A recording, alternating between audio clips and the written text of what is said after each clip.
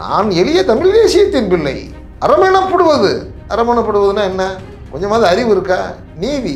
அப்போ சீமான் அரும்படியே நடக்கவே இல்லையா? எங்கே நடந்திருக்கா நீங்கள் சொல்லுங்கள். ஒரு ஷோகாஸ் நோட்டீஸ் உண்டா? ஒரு கேள்வி உண்டா? கட்சிக்குள்ள விவாதம் உண்டா? எவ்வளவு பித்தலாட்டம், எவ்வளவு அவர் மேலே இன்னைக்கு இருக்கிற பாலியல் குற்றச்சாட்டுகள் உட்பட. ஏன் அந்த கட்சியை ஜனநாயகத்தன்மை கொண்ட கட்சியாக வைக்கலைன்னா அவர் யாரையும் கேட்டக்கூடாது. விருப்பம் இருந்தால் இல்லைன்னா போ, எனக்கு பணம் வருது என்னதுன்னு கேட்காத. முரண்பாடுகளில் மொத்த உருவமாக நாம் தமிழர் மாறிவிட்டது. அது சீமானின் சுயநலத்திற்காக தான் இந்த கட்சி இருக்கிறது. இதை புரிந்து காளியம்மாள் போறவங்களாம் முன்னாலே விலகி இருக்கணும். நீதிமன்றமே கண்டிக்குது. நீ என்னையா நீ பேசுகிற, நிதானமாக பேசுன்னு சொல்லி நீதிமன்றம் சொல்லுது. நாம் தமிழர் தூக்கப்பட்டதனுடைய நோக்கம் எல்லாத்துக்கும் தெரியும். அது ஒரு ரோஜா செடி பூத்த தோட்டத்தில் ஒரு கள்ளிச்செடி அரளிச்செடி முளைச்ச மாதிரி ஆயிடுச்சு. ஒரு உண்மையான கட்சியாக இருந்து அந்த கட்சிக்குள்ளே அப்படி நடக்குது, காளியம்மாள் வெளியேறியிருக்காங்கன்னா நம்ம கவலைப்படலாம். அது உண்மையான ஒரு கட்சியாகவே இல்லையே. அது RSS பின்புலத்தில் உருவான ஒரு போலி தமிழ் தேசியவாதி. அது நாம் தமிழர் அல்ல, நான் தமிழர் என்று சுருங்கி போய்விட்டது.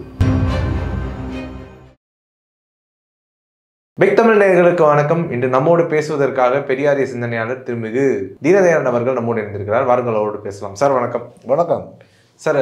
நாம் தமிழர் கட்சியிலேருந்து காளியம்மாள் அவர்கள் விலக போகிறாங்க அப்படின்னு பேசிட்டு இருக்கக்கூடிய இந்த தருணத்தில் திடீர்னு ஒரு அறிக்கையை வெளியிட்டு வெளியேறியிருக்கிறாங்க.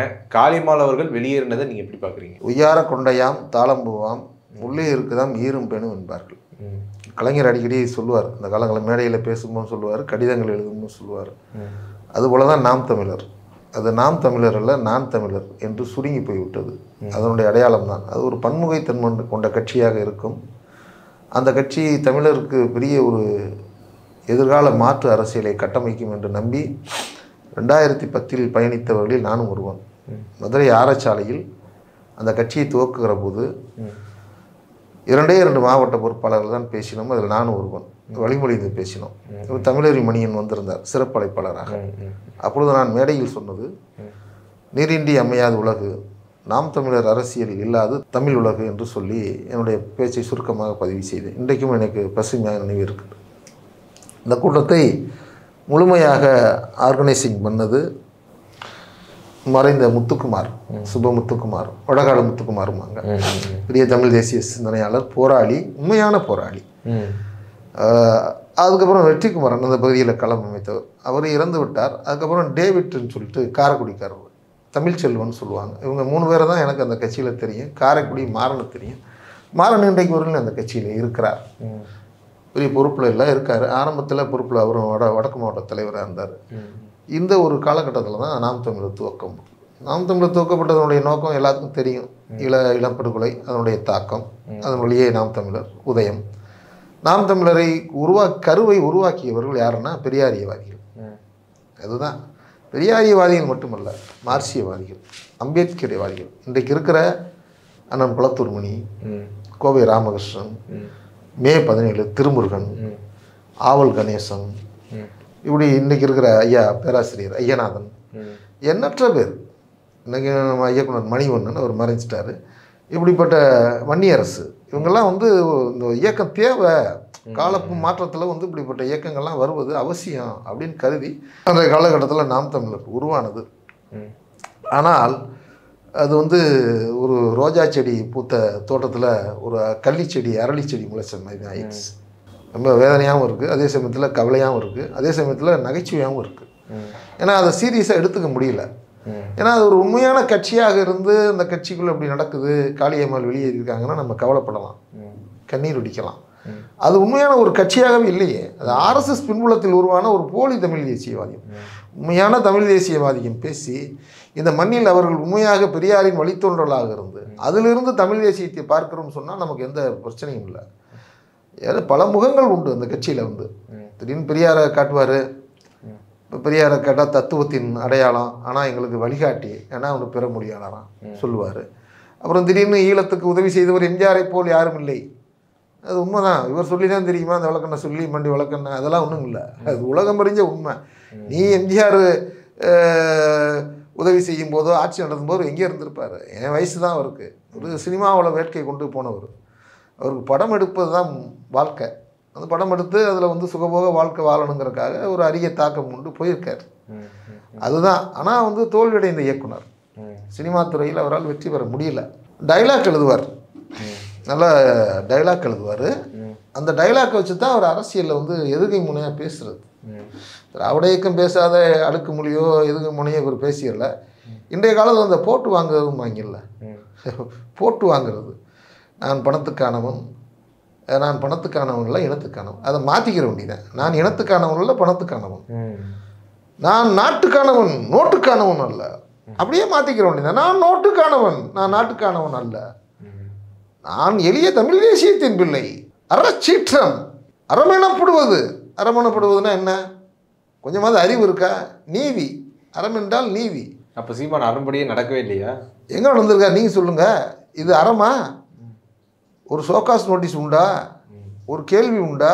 கட்சிக்குள்ள விவாதம் உண்டா? சரி, இவர் தொடர்ந்து பல பேர் வெளியேறி போகிறாங்கல்ல. இப்போ ஜெகதீச பாண்டியன் போனார், யாரோ தமிழரசன் போனார், மகேந்திரன் போனார், ஆலந்தூரில் ஒரு பொறுப்பாளர் போனார், இப்படி போய்கிட்டே இருக்காங்க. இப்போ வந்து என்னென்னா வந்து நாம் தமிழர் வாரம் தான். இந்த கட்சிக்கு ஒரு காலத்தில் வந்தது போக இப்போ இருக்கிற பூரா போய்கிட்டு இருக்கேன். இன்னைக்கு யார் போவா, நாளைக்கு யார் போவா, ஒரு சீமானே வந்து போயிடுவாரோன்னு நினைக்கிறேன். ஆமாம். ஆனால் அவர் கவலையெல்லாம் இருக்காரு. எதுக்கு கவலைப்படணும்? ஏங்க, ஒரு கட்சியை வளர்ப்பதற்கு ஆட்கள் தேவை. எந்த கட்சியிலையும் நான் சொல்கிறேன், தெளிவாக சொல்கிறேன், எந்த கட்சியிலையும் 100% நேர்மை ஜனநாயக அரசியல் எதிர்பார்க்க முடியாது, எவ்வளோ பெரிய தலைவனாக இருந்தாலும். ஏன்னா அவங்களுக்கான அந்த அரசியல் சூழல் இருக்குல்ல, அதை அவங்கள மாற்றி அமைச்சிடும். தன்னை தற்காத்து கொள்ளணும், தன்னுடைய பதவியை தற்காத்து கொள்ளணும், தன்னுடைய தனித்துவத்தை கட்சியில் தடம் பதிக்கணும். இப்படி இருந்து எல்லா தலைவருக்கும், எந்த தலைவரும் காமராஜர் காலத்துலேருந்து காந்தி காலத்துலேருந்து இது உண்டு. காந்தி அரசியலுக்கு வராதவர். காந்தி அரசியலுக்கு வராது, தெளிவாக கவனிக்கணும். இதெல்லாம் வந்து படித்து சொன்னால் தான் இந்த இளைஞர்களுக்கு புரியும். காந்தி காங்கிரஸ் அல்ல, காங்கிரஸ் ஏற்றுக்கொண்டு, காந்தி கொள்கையை ஏற்றுக்கொண்டது காங்கிரஸ் கட்சி. ஒரு முறை தலைவராக இருந்திருக்கிறார், தேர்ந்தெடுத்தார்கள். ஆனால் மற்ற முறை தலைந்தவரை தேர்ந்தெடுக்கிறது காந்தி தான். கட்சி வந்து காரன் ஓட்டு போடுறான், தேர்தல் நடக்கும் சொல்கிறது போக காந்தி என்ன சொல்கிறாரு, யார் அடையாளம் காட்டுறாரு, அவரை தான் தேர்ந்தெடுக்க பெரும்பான்மையானவர்கள் அந்த கட்சிகளை வாக்களிப்பாங்க. ஒரு முறை காந்தியே அந்த இடத்துல அந்த கட்சியில் தோற்று போனார். எப்போ? சுபாஷ் சந்திர போஸ் காங்கிரஸ் கட்சிகளில் இருக்கும்போது கட்சி தேர்தலில் அகில இந்திய தலைவராக நிற்கிறார். யார் ஏற்று போட்டிடுறது? தெற்கே இருந்து ஆந்திரத்து பட்டாபி சீதாராமையர், 2 பேருக்கும் போட்டி. காந்தி பட்டாபி சீதாராமையரை ஆதரிக்கிறார். தேச தந்தை, இந்த நாட்டுக்கு சுதந்திரம் வாங்கி கொடுக்கறதா சொல்கிறாங்க. மகாத்மா தந்தை பெரியாரே பல கருத்து முரண்பாடுகள் இருந்தாலும் காந்தியார் இறந்த உடனே மகாத்மா நாடு என்று பேர் வையுங்கள்னார். இது காந்தி நாடுன்னு பேர் வைங்கப்பா அப்படின்னு சொன்னார். இவ்வளவு காந்தி விமர்சனம் பண்ணிக்கிட்டு தான் இருந்தார், அதுக்கப்புறம் விமர்சனம் பண்ணியிருக்கார். ஆனால் அவருடைய எளிமை, அவருடைய போராட்டம், அவருடைய வாழ்வியல் முறைகள், அவருடைய சிந்தனைகள், அதை வந்து நம்ம வந்து எல்லாத்தையுமே குறை சொல்ல முடியாது. ஆனால் குறைகளும் இருந்தன. பெரியார் மாதிரி காந்தியை விமர்சித்தவரும் இல்லை, ஆரம்ப காலத்தில் காந்தியை தூக்கி பிடித்தவரும் இல்லை, பின்னாடி காந்தியை மறைந்ததற்கு பின்னால் அவர் எப்படி விமர்சனம் பண்ணணுமோ அப்படி தான் விமர்சனம் பண்ணார். அதுதான் பெரியார். எந்த இடத்துல எந்த தவறு நடந்தாலும் அவர் விமர்சனம் பண்ணிடுவார். ஏன் எதற்குன்னு கேட்கணும், கேள்வி கேட்கணும், ஆய்வு பண்ணணும். நான் சொன்ன கருத்தே சரியா இருக்கா, ஆதரி இல்லைன்னா தள்ளிருன்னு சொன்னவர். அப்போ பட்டாபி சீதாராமையர் வந்து எலெக்ஷனில் ஜெயிச்சிடறாரு. காந்தி ஆதரித்த வேட்பாளர் தோற்று போயிடுறாரு. இல்லை இல்லை, காந்தி பட்டாபி சீதாராமையர் வந்து தோற்று போயிடுறாரு. சுபாஷ் சந்திர போஸ் ஜெயிச்சிடுறாரு. காந்தி ஆதரித்த வேட்பாளர் பட்டாபி சீதாராமையர். இப்போ காந்தி என்ன சொல்லணும்? பட்டாபி சீதாராமையரின் தோல்வி என் தோல்வி, பொது வெளியில் சொல்கிறார். இந்த சூழலில் காந்தியை ஒரு முன்னோடியாக, ஒரு ஐடியாக, ஐக்கானாக ஏற்றுக்கொண்ட காங்கிரஸ் எப்படி அந்த கட்சியை இவர் வழி நடத்தி போக முடியும் சொல்லுங்கள்? சுபாஷ் சந்திர போஸ் கொஞ்ச நாள் சென்று அவரே விலகிட்டார். இது எனக்கு சரியாக வராது தான் நேஷனல் ஃபார்வர்ட் பிளாக். அப்போ அவருடைய சிந்தனையே மாறுபடுது. அகிம்சை முறையில் போராடி இந்த நாட்டுக்கு சுதந்திரம் வாங்குவதை விட ஆயுத போராட்டத்தின் மூலமாக தான் வந்து வாங்க முடியும், நான் அதுக்காக மக்களை திரட்டுறேன்னு வெளிநாடு போய் அங்கேருந்து இந்தியர்களை திரட்டி அதன் வழியாக வந்தவர் தான் Pasumpon Muthuramalinga Thevar. National forward black அப்படிங்கிற அமைப்பில் அவர் போய் தமிழ்நாட்டு தெற்க வந்து அவர் தான் எல்லாமே பண்ணார், அணி திரட்டினார், அதுக்காக இயக்கத்தை நடத்தினார். அந்த அடிப்படையில் தான் காமராஜருக்கும் தேவருக்கும் முரண்பாடுகள் இங்கே இந்த தமிழ்நாட்டில் வந்துச்சு. இப்படி ஒன்று ஒன்றா பார்க்கணும். காங்கிரஸ்லாம் இருந்தாங்க. இவங்க தீவிரவாதிகள், அவங்க மிதவாதிகள். இப்படி இருந்த இந்த சமூக அமைப்பில் ஏதாவது பேச்சுக்காவது ஒரு ஜனநாயகம், அப்படி ஒரு ஒரு விவாதம், ஒரு காளியம்மாள் மீது என்ன குறை இருக்குது? அந்த அந்த வரலாறு தெரிஞ்சுமா அவருக்கு? தெரிஞ்சிருக்கா? ஏதாவது இதெல்லாம் வந்து அறிந்திருப்பாரா? அப்போ ஒரு பண்பட்ட அரசியல் அப்படிங்கிறது நாம் தமிழில் எங்கே இருக்குது சொல்லுங்கள்? இது எதை நோக்கி போகிறது? எதுக்கான துவங்கிய இயக்கம் இது? அப்போ இந்த அரிய நோக்கத்திற்காக வந்த லட்சக்கணக்கான தம்பிமார்கள் இன்றைக்கும் வந்து கண்மூடித்தனமாக இருக்காங்கன்னா அது ஒரு போதை, அவ்வளோதான். அதிகாரம் என்பது போதை, ஒரு கொள்கை என்பதும் ஒரு போதை தான். கண்மூடித்தனமாக அதை நான் ஏற்றுக்கிட்டேன், ஆதரிக்கிறேன் அப்படின்னா அதை பகுத்தறிவு கண் கொண்டு வந்து சிந்தித்து பார்க்க வேண்டாமா?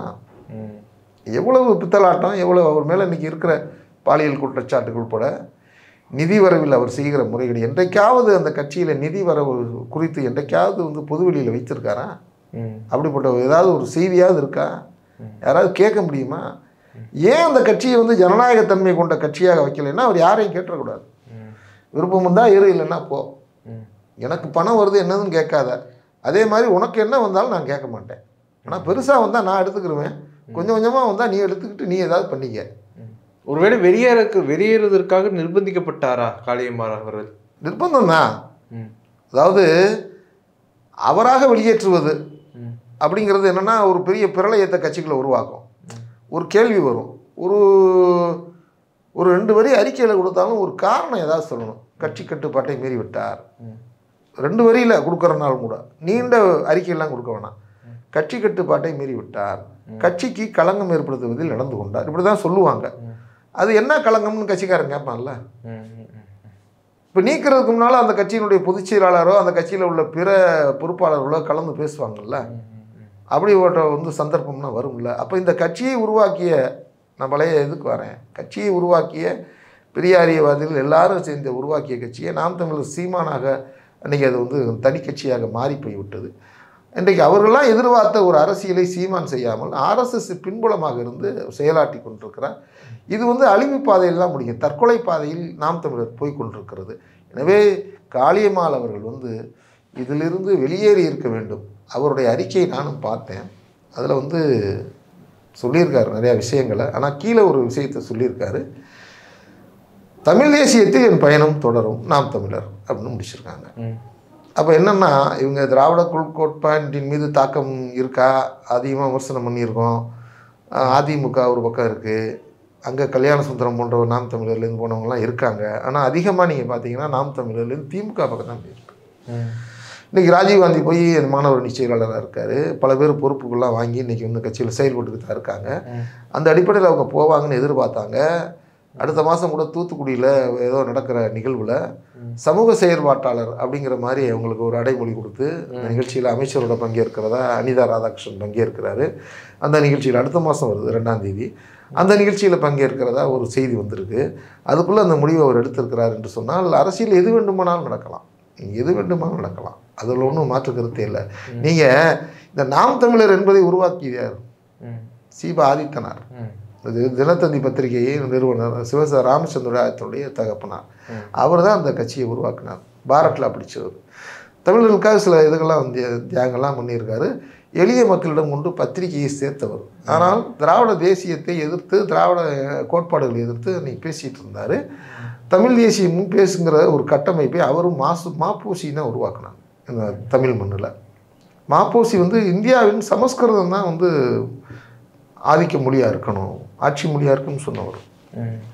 பைத்தியக்காரத்தனமான ஒரு மக்கள் மொழியாக இல்லாததை, பேச்சு மொழியாக இல்லாததை, ஒரு வெறும் அர்ச்சகர் மொழியாக, ஒரு ஆலய மொழியாக, ஒரு 0.5% உள்ள ஒரு மொழியை ஆட்சி மொழியாக்கணும், அதுதான் இந்தியாவுடைய மொழியாக இருக்கணும், தொடர்பு மொழியாக ஆட்சி மொழியாக சமஸ்கிருதம் தான் இருக்குன்னு சொன்ன மாமேதை அந்த மாப்போசியும் ஆதித்தனாரும் 67 தேர்தலில் என்ன செய்தார்கள்? இவர் துவக்கிய கட்சியே காலப்போக்கில் திமுகவோட வந்து கரைந்து போனது. நாம் தமிழர் ஆதித்தனார் உருவாக்கிய அந்த சிற்பி கடைசியில் திராவிட இயக்கத்தில் சபாநாயகராகவும் அமைச்சராகவும் இருந்து காலத்தை தள்ளி போனார். மாப்போசி விஞ்ஞானம் மேலவை துணைத் தலைவராக இருந்து திமுகவோட ஐக்கியமாகி தமிழர் கழகத்தை கலைத்து விட்டு அப்படியே எம்ஜிஆர் கட்சியில் போய் வந்து காலப்போக்கில் வந்து கட்சியாக எம்ஜிஆர் கட்சியாக போகல, அவர் ஒரு அமைப்பு வச்சுருந்தார். ஆனால் அவருக்கான இடம் ஒன்று இருந்துச்சு. எம்ஜிஆருக்கு இருக்கின்றவரை மேலவை துணைத் தலைவராக இருந்து பணியாற்றினார். இதுதான் வரலாறு. திராவிடத்தில் வந்து கரைஞ்சு போனாங்க. காரணம் என்னென்னா, பேசுகிற தமிழ் தேசியங்கிறது ஒரு போலி தமிழ் தேசியம். அது நடைமுறைக்கு சாத்தியம் இல்லாது. தமிழ் தேசியம் வந்து ப்ராக்டிக்கலாக பார்த்திங்கன்னா பிற மொழியாளர்னு சொல்கிற எந்த கோட்பாட்டையும் முன்னிறுத்த முடியாது. அந்த அளவுக்கு அந்த கட்சியில் வந்து பல்வேறு சிக்கல்கள் இருக்குது. கோயம்புத்தூர்லேருந்து விலகினாங்க ஒரு அணி. விலகி வந்து அவங்க திமுகவில் சேர்ந்தாங்க. அப்போ திமுகவில் சேரும்போது அவங்க சொன்ன செய்தி என்னென்னா, அது ரொம்ப ஆச்சரியமாக நான் கூர்ந்து கவனித்தேன். இவ்வளோ நாள் நாங்கள் பயணித்தோம், இவர் பிற மொழியாளர்களை வந்து கடுமையாக பேசினார். ஆனால் நடைமுறையில் அப்படி ஒன்றே இல்லை. நாங்கள் பண்ணுற வணிகம், நாங்கள் பண்ணுற தொழில், நாங்கள் பண்ணுற கொடுக்கல் வாங்கல் எதுலேயும் வந்து பிற மொழியாளர்களோட தான் நாங்கள் சேர்ந்து பயணிக்க வேண்டியிருக்கு. அப்போ தனித்த ஒரு இனம், நாங்கள் இவரோடலாம் உறவாக இருக்க மாட்டோம் அப்படின்னா ஒரு மொழி வெறி. இப்போ வடக்க வந்து எப்படி மத வெறியை கட்டமைக்கிறான், வணிக ஜிகாத்து, இஸ்லாமியர் கடையில் போய் பொருள் வாங்காத சொல்கிறான்னா, அதே இவரும் சொல்லியிருக்காரு. உருது பேசுகிற இஸ்லாமியர்கள்லாம் தமிழ் தேசியவாதிகள் கிற்க மாதிரி. இதெல்லாம் எப்படி கேட்டுக்கிட்டு கை தட்டுறாங்கன்னு தெரியல. அந்த கட்சியில் இருக்கிற தம்பிமார்கள் ரொம்ப அவமானமாக இருக்குது. நாம் தமிழர் கட்சியினுடைய கொள்கை ஆவணத்திலேயே இஸ்லாமியர்களையும் கிறிஸ்தவர்களையும் எச்சரிக்கையுடன் கவனமாக கையாள வேண்டும். இதற்கு என்ன பொருள்? அவங்கள பிற மதத்தினராக பிற மொழியாளர்களாக பார்க்கறது தான் பொருள். ஆனால் கட்சிக்குள்ளே இருக்கான், அவன் வந்து உழைக்கணும். ஆனால் அவனை கவனமாக கையாளணும் அப்படின்னா அது என்ன, அதுக்கான பொருள் என்ன? அப்போ இந்த பாசிசத்தை வந்து விதைக்கிறாரு. அப்போ எப்படி இந்த கட்சியில் வந்து நாங்கள் இருக்க முடியும்? எங்கள் கோயம்புத்தூர் பகுதிகளில் மலையாளிகள் அதிகம், கோயம்புத்தூர் பகுதியில் தெலுங்கர்கள் அதிகம், கன்னடர்கள் இருக்காங்க. போக போக திருப்பூர், ஈரோடு, சேலம் வரையிலும், அப்படியே ஓசூர், கிருஷ்ணகிரி வரையிலும் அதுதான் நிலைமை. எவனாவது ஓட்டு போடுவான் அந்த கட்சிக்கு? எந்த காலத்துலையும் ஓட்டு வாங்க முடியும். எல்லாரும் ஓட்டு போட்டால் தானங்க வந்து அரசியல். தமிழை மட்டும் ஓட்டு போட்டு வந்து ஒரு ஆட்சி நடத்த முடியுமா? தமிழர்களுக்குள்ளே பல கட்சி இருக்குல்ல. அப்போ பிற மொழியாளர்கள்லாம் வந்து இந்த மண்ணில் இருக்காங்கல்ல, வாழ்ந்துக்கிட்டு இருக்காங்கல்ல, அவங்க இந்த மண்ணுக்காக போராடி இருக்காங்கல்ல, இயக்கம் நடத்தியிருக்காங்கல்ல, எவ்வளவு தியாகங்கள் பண்ணியிருக்காங்க, அதையும் பார்க்கணும்ல. அதை விட்டுட்டு அவங்கெல்லாம் பிற மொழியாளர்கள், தெலுங்கு, ஆந்திராவிலிருந்து வந்தவர்கள் பேசுகிறாரு. இது என்ன 10ஆம் பசலித்தனமான அரசியல்? அவங்களுடைய வாக்குகள்லாம் வேணாமா? நீ அந்த வாக்குகள்லாம் இல்லாமல் நீங்கள் ஜெயிக்க முடியுமா? கொஞ்சமாவது யோசிச்சு பாருங்கள். இஸ்லாமியர்களை சாத்தானின் பிள்ளைகள்னார். அன்றைக்கே இவங்களாம் விலகி வந்திருக்கணும். ஏனென்றால் எப்பவுமே கட்சிக்குள்ள முரண்பாடுகள் இருக்கும். கொஞ்சம் 100% எந்த கட்சி எல்லா கட்சியிலையும் வந்து சரியாக இருக்குன்னு சொல்லிட முடியாது. அதுக்காக நம்ம ஓயாமல் அடிக்கடி கட்சி மாற முடியாது. அந்த கட்சிகளில் சில நெருடல்கள்லாம் இருக்கும், சிக்கல்கள்லாம் இருக்கும், உள் விவாதங்கள் இருக்கும்போது அது கொஞ்சம் சரியாகும். இப்படி சொல்லியிருக்க வேண்டாம், இப்படி அறிக்கை கொடுத்துருக்க வேண்டாம், இது தவறாக மக்களை போய் பாதிக்குது, நம்ம அந்த நிலை எடுக்கக்கூடாது, இப்படி எடுக்கணும் அப்படிங்கிற போது பொதுக்குழுவில் விவாதிப்பாங்க. அப்படிலாம் இங்கே எந்த விவாதமும் கிடையாது. ஆக முரண்பாடுகளில் மொத்த உருவமாக நாம் தமிழர் மாறிவிட்டது. அது சீமானின் சுயநலத்திற்காக தான் இந்த கட்சி இருக்கிறது. இதை புரிந்து காளியம்மாள் போன்றவங்களாம் முன்னாலே விலகி இருக்கணும். ஆனால் அவங்களுக்கு தமிழ் தேசிய அரசியலில் ஒரு தாக்கம், இது ஒரு இனத்திற்கான கட்சி, இது ஏதோ ஒன்று செய்ய போகிறது, ஆனால் அது ஒன்றும் செய்யாதுங்கிறதும் தெரியும் அவங்களுக்கு. ஆக இந்த தற்கொலை முடிவிலிருந்து மாறி அவர் வந்து வெளியே வந்திருப்பது நமக்கு மகிழ்ச்சி. இனி வந்து காலம் பதில் சொல்லும். அவங்க என்ன முடிவெடுக்க போகிறாங்க அப்படிங்கிறத அவங்க எதுவும் அறிவிக்கலை. அடுத்த கட்டத்துக்கு அவங்க போகிறதுக்கு வந்து ஒரு குழுவாக செயல்பட போகிறாரா, தனி அமைப்பை காணப்போகிறாரா அப்படிங்கிறதெல்லாம் இனிமே தான் தெரியும். அதை வச்சு தான் நம்ம அவங்களுடைய விமர்சனத்தை எதிர்கொள்ள முடியும். ஒருவேளை திராவிட இயக்கத்தில் வந்து சேர்ந்தால் மிகப்பெரிய பலம், ஒரு முகமாக இருப்பார், எதிர்காலம் இருக்கும். இன்றைக்கி ராஜீவ்காந்தி இருக்கார் இல்லையா, அவர் நாம் தமிழில் இருந்தவர் தான், ஃபார்வர்டாக இருந்தவர் தான். இவங்களுக்கு முன்னாலேயே 2010 அவர்லாம் பயணித்தவர். அந்த கொள்கையை, அந்த கட்சியினுடைய கொள்கையை, வரவு திட்டத்தை உருவாக்கியவரில் அவருக்கும் ஒரு பங்கு இருக்குது. இன்றைக்கி வெற்றிக்குமரன் இருக்கார், அவர் தமிழக வாழ் உரிமைக்கு போயிட்டார். கல்யாண சுந்தரம் அதிமுக போயிட்டார். இப்போ திராவிட கட்சிகள், தமிழ் தேசிய அமைப்புகள் அப்படின்னு சுற்றிக்கிட்டு இருக்காங்க. ஆனால் அது போலி தமிழ் தேசியங்கிறது எத்தனை நாளைக்கு? இது சீமான் வந்து கரையான் புற்றிலே கருநாகம் குடிபுகுந்த கதை தான் இது. அவரோட ஒரு பார்க்குறமே எந்த பண்பாடாவது இருக்கா? பேச்சு நாகரிகம் இருக்கா? நீதிமன்றமே கண்டிக்குது. நீ என்னையா நீ பேசுகிற, நிதானமாக பேசுன்னு சொல்லி நீதிமன்றம் சொல்லுது. வழக்கில் காசு கேட்குறாரு, விடுங்கன்னு. இப்போ பாலியல் அறிக்கை விஜயலட்சுமி வழக்கில் விரைவு வந்துருக்கு. அந்த அறிக்கையெல்லாம் பார்த்தா ரொம்ப கேவலமாக இருக்குது. 420ங்கிறாரு. 420 இருக்கிறதுல அவர் வந்து பொய் சொல்லி திட்டமிட்டு பணம் பறிச்சிருக்காரு, ஏமாற்றி பணம் வாங்கியிருக்காரு. ஒரு தலைவனுக்கு அழகா? கேட்குறேன். பொதுவெளியில் இன்னைக்கு வந்து சீமானுடைய கதி என்ன? போரூரில் வந்து சம்மன் கொடுத்தப்போ ஸ்டேஷனுக்கே போக மாட்டேன்ட்டார். அவ்வளோ பெரிய வீரன். இந்த உள்ள வெளியே மாங்கில் வடிவேல் கதைங்க. நான் வந்து அந்த காலத்தில் டிஎஸ் பாளையான்னு சொல்லுவார், நான் கத்தி எடுத்தனா வெட்டாம பண்ண மாட்டேன், அப்புறம் இன்னைக்கு வெள்ளிக்கிழமை அதனால் கத்தியை தொட மாட்டேன்பார். அந்த கதை தான் சீமான். சும்மா வீராதி வீரன் சூராதி சூரன் பேச்சில் வந்து பேசுகிறாரு. ஆனால் அது ஒன்றும் இல்லை, வெள்ளை பேப்பரில் ஜீனின்னு எழுதுகிற நக்கின கதை தான். உண்மையிலே இனிக்காது. அதை வந்து தம்பிமார்கள் உணரணும். இப்போ அவருக்கு நெருக்கடியான காலகட்டம், இன்னும் வந்து சிக்கல்கள் இருக்குது, நிறைய இருக்குது. பாலியல் வழக்கில் வந்து அவரை வந்து வற்புறுத்தி மிரட்டி அவரை புகார் மனுவை வாபஸாக வாங்கியிருக்காருன்னு வந்து நீதிபதி சொல்லியிருக்காரு. அப்போ இந்த விஷயங்கள்லாம் வரும்போது என்ன ஆகும்? சீமானுக்கு வந்து கண்டிப்பாக வந்து கன்விக்ஷன் தான் ஆகும். சிறைக்கு போகிறதுக்கு முன்னாலே இவர் வெளியில் வந்துட்டார். இதெல்லாம் வந்து நம்ம தெரிஞ்சிருக்கோம் என்ன நடக்க போகுது, நம்மளோட அதிகமாக தெரியும்ல. அதனால் வந்து ஒரு பெண்ணிய செயல்பாட்டாளர், சமூக நோக்கத்தோடு வந்தவர், நல்ல தமிழில் தாகம் கொண்டவர், நல்ல ஆர்கனைசர். அவர் வந்து இந்த நாட்டிற்கும் சமூகத்திற்கும் தொண்டு செய்ய வேண்டும். அவர் நம்பி வருகிற ஃபாலோவர்ஸும் பின்தொடர்ந்து வருகிற தம்பிமார்களும் எதிர்காலத்தில் நல்ல ஒரு அரசியலை தேர்ந்தெடுக்கும். இன்றைக்கி வந்து பாசிச அரசியல் எதிர்ப்பதான் அரசியல், அவ்வளோதான். இன்றைக்கி அரசியல்லேருந்து வேறு எதுவுமே இல்லை. இப்போ அதிமுகவை உடைத்து அதை வந்து மடைமாற்றம் செய்து அதை பிஜேபியாக மாற்றணும் அப்படின்னு ஒரு பக்கம் அந்த கட்சிக்குள்ளே வந்து அடுத்தடுத்து புயல் வந்துக்கிட்டே இருக்குது. ஒரு அரசியலையும் கவனிக்கணும். இப்போ அங்கே போய் அவங்க வந்து ஒரு முகமாக பேச்சாளராக இருந்தாலும் கூட பாரதிய ஜனதா கூட்டணி இல்லைன்னு இன்றைக்கி சொல்லியிருக்காங்க, நாளைக்கு மாறலாம். நெருக்கடியான காலகட்டத்தில் அதிமுக ஓடிட்டு இருக்கு. கூட்டணின்னு சொல்லியிருக்காரு. அது காரணம் தொடர்ந்து வருகிற தோல்விகள். அந்த தோல்வியின் மூலமாக நம்ம வந்து சிறுபான்மை வாக்குகளை பெற முடியாது. நமக்கு தமிழ்நாட்டில் வந்து ஒரு அங்கீகாரம் கிடைக்கல. 2019 தோல்வி தான் இருக்குது. அப்போ நம்ம என்ன செய்யலாம்? பாரதிய ஜனதாவோட நம்ம கூட்டணி முடிச்சுட்டு போவோம் அப்படின்னு போகிறாரு. அது நம்பகத்தன்மையாக இல்லை இன்றைக்கு வரையிலும். ஆனாலும் அந்த முயற்சியை வந்து செய்துட்ருக்காரு. அது தொடர்ந்து செய்தால் அதுக்கு ஒரு பலன் இருக்கும். ஆனால் நெருக்கடிகள் அதிகமாக இருக்குது. அதிமுகக்குள்ளே உள்குத்து நடக்குது. செங்கோட்டையனே அதில் முரண்பட்டு நிற்கிறார் கட்சிக்குள்ளே. அதெல்லாம் 50 ஆண்டு கால அரசியல் பொது வாழ்க்கைக்கு சொந்தக்காரர். அப்போ அதிமுகவில் போய் என்ன செய்ய முடியும்? அதிமுக அடுத்த கட்டத்துக்கு நகருவதற்கு பல தேக்கமான சூழ்நிலைகள் இருக்கிறது. ஆனால் பேச்சாளராக இருக்கிற ஒரு முகம் இருக்கிறதுனால அவருக்கு ஒரு வாய்ப்பு இருக்கும், அதெல்லாம் இருக்கும். ஆனால் அந்த கட்சி என்னவா இருக்கும்? நாளைக்கு பாரதிய ஜனதாவோட கூட்டு சேர்றதுங்கிறது கூட ஒன்றும் இல்லைங்க. எல்லாரும் கூட்டு சேர்ந்துருக்காங்க திராவிட கட்சிகள்லாம். அது யாரும் கூட்டு சேரலாம் இல்லை. ஆனால் கொள்கை வேறு. அந்த கொள்கையை சமரசம் பண்ணிக்காமல் அந்த அரசியல் நடத்த தெரியல. அந்த இடத்துல அதிமுக தன்னுடைய இருப்பை இழந்து விட்டது. ஆனால் இன்றைக்கி சிந்திக்கிறாங்க. அது எப்போ சிந்திச்சிருக்கணும்? குடியுரிமை சட்டம் பாஸ் பண்ணும்போது சிந்திச்சிருக்கணும். பொது சிவில் சட்டம் குறித்து ஒரு கருத்து வேணும்.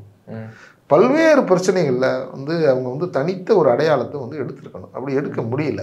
அந்த நிர்பந்தம் காரணமாக கூட்டணியிலே வந்துட்டாங்க சட்டமன்ற முறையில். இப்போ நாடாளுமன்றத்தில் வந்து கூட்டணி இல்லைன்னு வந்தாங்க. அது வந்து ஒன்றும் பெரிய வெற்றியை தரலை.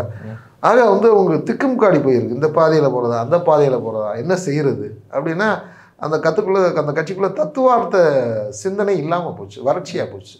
திமுகவில் தத்துவார்த்த சிந்தனை இருக்குது. பெரியாருடைய கொள்கைகள் என்றைக்கும் அந்நியமாக இருக்குது. அண்ணாவுடைய கருத்துக்கள் என்றைக்கும் வந்து அந்த கட்சியில் வந்து பேசும் பொருளாக இருக்குது. அதை மக்களிடம் போய் சென்று சேர்க்கிற பணியை இன்றைக்கி திமுக செஞ்சுட்டு இருக்காங்க. அதனால் வரலாற்றில் இன்றைக்கு இருக்கிற இளைஞர்கள் வரலாற்று கொண்டு பார்க்கும்போது திமுகங்கிற இயக்கம் எப்படி மொழிப்போர் நடத்தியது 65 எப்படி பெரியார் இந்த மண்ணுக்கு பணியாற்றினார், பெரியாருடைய வழித்தோன்றலாக தான் இந்த அரசு இருக்கிறது என்று அண்ணாவே பதிவு செய்து விட்டு போய்விட்டார். அந்த வழியில் தான் கலைஞர் ஆட்சி நடத்தினார். அந்த வழியில் தான் இன்றைக்கு முதல்வர் ஸ்டாலின் ஆட்சி நடத்துகிறார். இவ்வளவு விஷயம் இருக்குல்ல.